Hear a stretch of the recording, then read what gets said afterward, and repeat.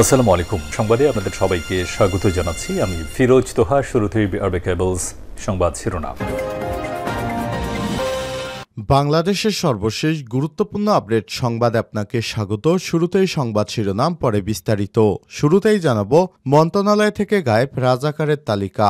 রাজাকারের তালিকার হদিস মিলছে না মুক্তিযুদ্ধ বিষয়ক মন্ত্রণালয়ের ওয়েবসাইটের পর এবার মন্ত্রণালয়ের অফিস থেকেও মূল নথি গায়েব করা হয়েছে। রাজাকারদের আলোচিত তালিকা সরানোর জন্য সাবেক মন্ত্রী আকম মোজাম্মেল হককে দায়ী করেছে মন্ত্রণালয়ের কর্মকর্তা কর্মচারীরা।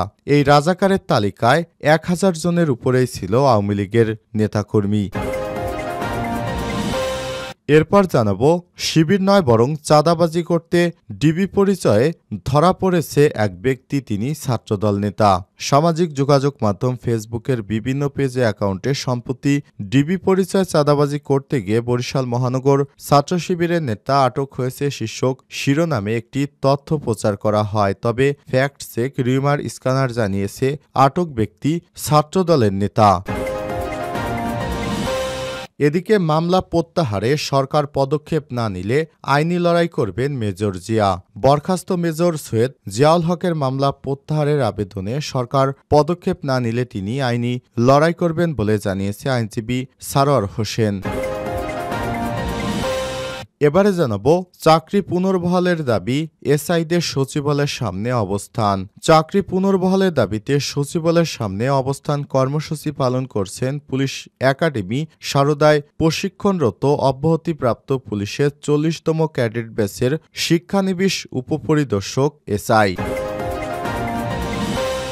এবারে জানাবো, সুষ্ঠু স্বচ্ছ নিরপেক্ষ নির্বাচন দিতে কমিশন প্রতিশ্রুতিবদ্ধ বললেন সিসি। প্রধান নির্বাচন কমিশনার সিসি-এএম নাসির উদ্দিন বলেছেন, সুষ্ঠু স্বচ্ছ ও নিরপেক্ষ নির্বাচন দিয়ে কমিশন প্রতিশ্রুতিবদ্ধ। নির্বাচন সংশ্লিষ্টদের পেশাদারিত্বের সঙ্গে কাজ করার নির্দেশ দেওয়া হয়েছে। এবং সর্বশেষ জানাবো, ইসরায়েলের কাছে $8 বিলিয়ন অস্ত্র বিক্রির পরিকল্পনা বাইডেনের। ইসরায়েলকে আরও $8 বিলিয়ন বা $800 কোটি অস্ত্র বিক্রি করতে যাচ্ছে যুক্তরাষ্ট্র। নতুন এই প্যাকেজে কামান, গোলাবারুদের পাশাপাশি থাকবে অত্যাধুনিক যুদ্ধবিমান এবং হেলিকপ্টার। প্রিয় দর্শক, এতক্ষণ শুনছিলেন সংবাদ শিরোনাম, এবারে বিস্তারিত। তবে তার আগে বন্ধুরা, অনুরোধ থাকবে এই সংবাদটিতে একটি লাইক দিন। এই চ্যানেলে আপনি নতুন হয়ে থাকলে আমাদের সংবাদটি দেখতে দেখতে চ্যানেলটি সাবস্ক্রাইব করে রাখুন, যাতে করে বন্ধুরা আমাদের পরবর্তী লেটেস্ট আপডেট সংবাদগুলো সবার আগে আপনার কাছে পৌঁছে যায়। কমেন্ট করে আপনার মূল্যবান মতামত জানিয়ে দিন আপনি বিশ্বের কোন দেশ থেকে বা বাংলাদেশের কোন স্থান থেকে আমাদের সংবাদটি দেখছেন এবং শুনছেন। এবারে বিস্তারিত। মন্ত্রণালয় থেকে গায়েব রাজাকারের তালিকা। রাজাকারের তালিকা সহ হদিস মিলছে না মুক্তিযুদ্ধ বিষয়ক মন্ত্রণালয়ের ওয়েবসাইট থেকে আগেই সরানো হয়েছে মূল নথি, এরপর গায়েব করা হয়েছে। রাজাকারদের আলোচিত তালিকা সরানোর জন্য সাবেক শেখ হাসিনার মন্ত্রী আকম মোজাম্মেল হককে দায়ী করছে মন্ত্রণালয়ের কর্মকর্তা কর্মচারীরা। মন্ত্রণালয়ের একজন প্রশাসনিক কর্মকর্তা জানান, রাজাকার ও যুদ্ধ অপরাধীদের বিচারের জন্য গঠিত আন্তর্জাতিক অপরাধ ট্রাইব্যুনালের সাবেক চিফ প্রসিকিউটর অ্যাডভোকেট গোলাম আরিফ টিপু ও আওয়ামী লীগের সাবেক এমপি আব্দুল লতিফ মির্জা সহ আওয়ামী লীগের বহু নেতার নাম থাকায় মোজাম্মেল হকের উপরেই সরকারের প্রচণ্ড চাপ ছিল। তালিকা থেকে নাম বাদ দেওয়ার জন্য গোলাম আরিফ টিপু আইন মন্ত্রণালয়, স্বরাষ্ট্র মন্ত্রণালয় ও মুক্তিযুদ্ধ বিষয়ক মন্ত্রণালয় পৃথকভাবে আবেদন করেছিলেন। বিগত সরকারের গোটা তালিকাটি গায়েব করে দিয়েছে বলে জানিয়েছে মন্ত্রণালয়ের কর্মকর্তারা। যেসব তালিকা নিয়ে চাঞ্চল্য, মুক্তিযুদ্ধ বিষয়ক মন্ত্রণালয়ের সংশ্লিষ্ট শাখার এক কর্মকর্তা আমার দেশকে জানায়, 2009 সালে শেখ হাসিনা সরকার ক্ষমতায় আসার পর রাজাকারের তালিকা প্রণয়নের উদ্যোগ নেয়। এ নিয়ে জাতীয় সংসদ অধিবেশনেও প্রস্তাব পাস হয়। দীর্ঘ 10 বছর ধরে স্বরাষ্ট্র মন্ত্রণালয় ও মুক্তিযোদ্ধা বিষয়ক মন্ত্রণালয় সারা দেশ থেকে রাজাকারদের তথ্যপাত্র সংগ্রহ করেছে। 2019 সালের 15 ডিসেম্বর মুক্তিযোদ্ধা বিষয়ক মন্ত্রণালয় রাজাকারের তালিকা প্রকাশ উপলক্ষে সরকার একটি সংবাদ সম্মেলনের আয়োজন করে। দেশ ও বিদেশে বিপুল সংখ্যক সাংবাদিকের উপস্থিতিতে তৎকালীন মুক্তিযুদ্ধ বিষয়ক মন্ত্রী আকম মোজাম্মেল হক 10,789 জন রাজাকারের তালিকা প্রকাশ করেন। প্রকাশিত এ তালিকাটি গণমাধ্যমে দেয়ার পাশাপাশি মুক্তিযোদ্ধা বিষয়ক মন্ত্রণালয়ের ওয়েবসাইটেও প্রকাশ করা হয়।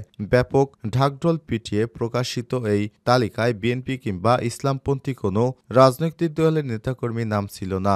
সংবাদ সম্মেলনে বিষয়টি মুক্তিযুদ্ধ বিষয়ক মন্ত্রীর সামনে তুলে ধরেন একজন সাংবাদিক এবং প্রশ্ন করেন। জবাবে মন্ত্রী বলেন, তালিকাটি প্রকাশের আগে আমরা স্বরাষ্ট্র মন্ত্রণালয়ের মাধ্যমে যাচাই বাছাই করেছি। তাদের প্রাপ্ত তথ্যপত্রের ভিত্তিতে রাজাকার হিসেবে যাদের নাম এসেছে এখানে শুধু তাদের নামই অন্তর্ভুক্ত করা হয়েছে।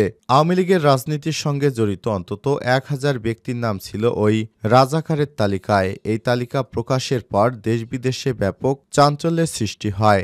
নাম বাদ দিতে 3 মন্ত্রণালয়ে আবেদন রাজাকার গোলাম আরিফের। মুক্তিযুদ্ধ বিষয়ক মন্ত্রণালয়ে প্রকাশিত রাজাকারের তালিকায় নিজের নাম অন্তর্ভুক্ত হয় বিব্রত বোধ করেন গোলাম আরিফ টিপু। তালিকা থেকে নিজের নাম বাদ দেওয়ার জন্য তিনি আইন মন্ত্রণালয়, স্বরাষ্ট্র মন্ত্রণালয় ও মুক্তিযোদ্ধা বিষয়ক মন্ত্রণালয়ে আবেদন করেন। রাজাকারের তালিকা গায়েবের বিষয়টি নিয়ে যা বললেন উপদেষ্টা, গত 5ই আগস্ট আওয়ামী লীগ সরকারের পতন ও শেখ হাসিনা পলায়নের পর মুক্তিযুদ্ধ বিষয়ক মন্ত্রী আকম মোজাম্মেল হকও পালিয়ে যান। এরপর মন্ত্রণালয়ে রাজাকারের তালিকা হদিস পাচ্ছেন না কর্মকর্তারা। মন্ত্রণালয় থেকে তালিকাটি গায়েবের বিষয়ে আমার দেশ জানতে চেয়েছিল মুক্তিযুদ্ধ বিষয়ক মন্ত্রণালয়ের উপদেষ্টা ফারুকী আজমের কাছে। সম্প্রতি মন্ত্রণালয়ে আয়োজিত এক সংবাদ সম্মেলনে আমার দেশ এমন প্রশ্নের জবাবে উপদেষ্টা বলেন, আমি মন্ত্রণালয়ে আসার পর এই তালিকার কোনো হদিস পাইনি। তালিকাটি ওয়েবসাইটেও নেই। এটি পেলে হয়তো আমরা জানতে পারতাম এতে কার নাম রয়েছে। শিবির নয় ডিবি পরিচয়ে চাঁদাবাজি করতে গিয়ে আটক ব্যক্তি ছাত্রদল নেতা। সামাজিক যোগাযোগ মাধ্যম ফেসবুকের বিভিন্ন পেজ ও অ্যাকাউন্টে সম্প্রতি ডিবি পরিচয়ে চাঁদাবাজি করতে গিয়ে বরিশাল মহানগর ছাত্র শিবির নেতা আটক শীর্ষক শিরোনামে একটি তথ্য প্রচারিত হয়েছে। ডেইলি টাইমস 24.com পেজ থেকে শিরোনামটি ছড়িয়ে পড়ে। তবে রিমার স্ক্যানারের অনুসন্ধানী টিম জানিয়েছে, চাঁদাবাজির অভিযোগে আটক ব্যক্তি বাংলাদেশ ইসলামী ছাত্র শিবিরের কোনো নেতা নয়, বরং তিনি বাংলাদেশ জাতীয়তাবাদী দল বিএনপির একজন নেতা। তাদের অনুসন্ধানী টিম তাদের মূলধারার গণমাধ্যম বাংলা ট্রিবিউনের ওয়েবসাইটে গত 23 ডিসেম্বর 2024 ডিবি পরিচয়ে চাঁদাবাজি করতে গিয়ে ধরা পড়লেন এসআই ও ছাত্রদল নেতা শিরোনামে প্রকাশিত একটি প্রতিবেদন খুঁজে পায়। প্রতিবেদনটি থেকে জানা গেছে, বরিশাল বাবুগঞ্জ উপজেলার মাধবপাশা ইউনিয়নের চন্দ্রপাশা এলাকায় জোয়ার আসর থেকে গোয়েন্দা পুলিশ ডিবি পরিচয়ে চাঁদাবাজি করতে গিয়ে পুলিশের এক উপপরিদর্শক এসআই ও আরেক ছাত্রদল নেতা জনতার হাতে ধরা পড়ে। পরে তাদের মারধর করে পুলিশে সোপর্দ করা হয়। পরবর্তী দেশের মূলধারার বিভিন্ন গণমাধ্যমে এ বিষয়ে প্রকাশিত সংবাদে আটক ব্যক্তিদের পরিচয় নিশ্চিত হওয়া যায়। আটক ব্যক্তিরা হলেন বরিশাল শেরেবাংলা ছাত্রদলের সহসভাপতি রাসেল আকুন ও বরিশাল কবিরহাট থানার এসআই রেদওয়ান। মামলা প্রত্যাহারে সরকার পদক্ষেপ না নিলে আইনি লড়াই করবেন মেজর জিয়া। বরখাস্ত মেজর সৈয়দ জিয়াউল হকের মামলা প্রত্যাহারের আবেদন সরকার পদক্ষেপ না নিলে তিনি আইনি লড়াই করবেন বলে জানিয়েছেন আইনজীবী সারোয়ার হোসেন। রোববার 5ই জানুয়ারি এই সব কথা জানান তিনি। এদিকে 14 বছর পর হদিস মিলেছে মেজর জিয়াউল হকের মামলা ও জঙ্গির খাতা থেকে নাম কাটাতে আইন ও স্বরাষ্ট্র মন্ত্রণালয়ে আবেদন করেছেন তিনি। ফাঁসির দণ্ডপ্রাপ্ত এই আসামি সাবেক সেনা কর্মকর্তা সৈয়দ জিয়াউল হকের দাবি, ফ্যাসিবাদ ও ভারত বিরোধী হয় তাকে সামনে রেখে একের পর এক জঙ্গি নাটক সাজিয়েছে শেখ হাসিনা। শেখ হাসিনা সরকারের পুলিশের খাতায় যিনি একজন মোস্ট ওয়ান্টেড জঙ্গি, কখনো আনসারুল্লাহ জেএমবি, কখনো আইএস ও আল কায়দার সদস্য হিসেবে তাকে দেখানো হয়েছে। অথচ মেজর জিয়া ছিলেন একজন সাহসী মেজর এবং বাংলাদেশ সেনাবাহিনীর মেধাবী একজন কর্মকর্তা। জিয়াকে ধরতে 20 লক্ষ টাকা পুরস্কারও ঘোষণা করেছিল শেখ হাসিনা। কারণ জিয়ার একটি অপরাধ, তিনি বাংলাদেশের ইসলামকে ভালোবাসতেন এবং ভারতের মতবিরোধী থাকায় জিয়ার বিরুদ্ধে এ ধরনের অত্যাচারের স্টিম রোলার চালিয়েছিল আওয়ামী লীগ সরকার। চাকরিতে পুনর্বহালের দাবি, এসআইদের সচিবালয়ের সামনে অবস্থান।